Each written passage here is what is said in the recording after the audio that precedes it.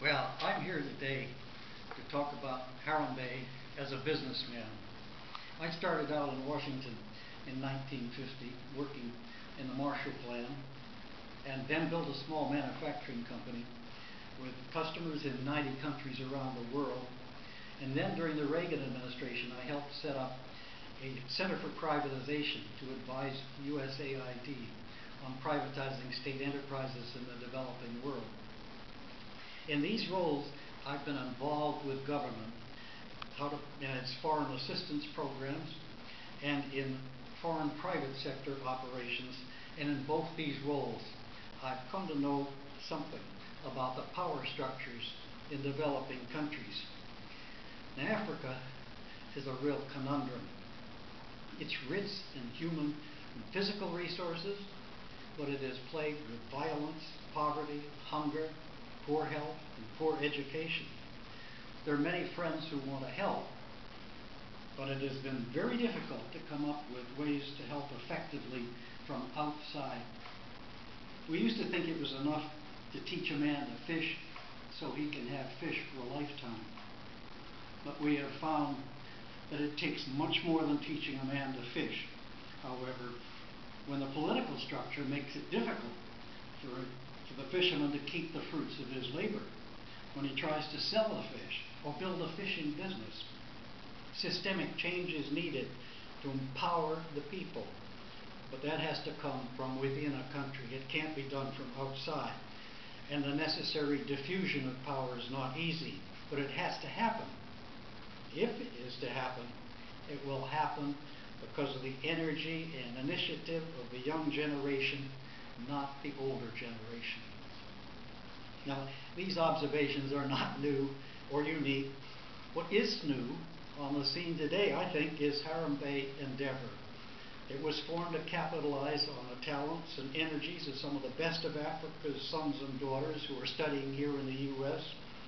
They are the potential leaders and the future change makers who can help the fisherman prosper when he sells his fish in a free market, with rule of law and individual property rights, with accountable government, an honest and independent judiciary and electoral system, and a free press to assure transparency and fight corruption.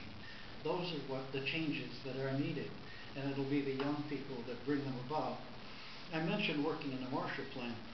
Our real mission then was to reach the minds of the people of Europe when all over Europe communism was breeding on post-war chaos and poverty.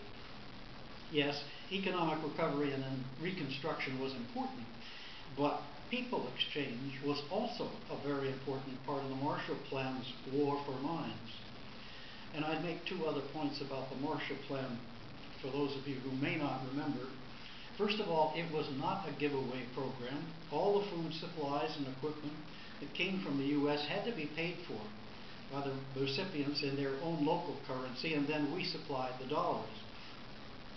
And second of all, it was a precondition for the Marshall Plan that the countries of Europe must get together among themselves to agree on how the Marshall Plan money would be used. Cooperation between the countries in Europe was essential to the Marshall Plan's success.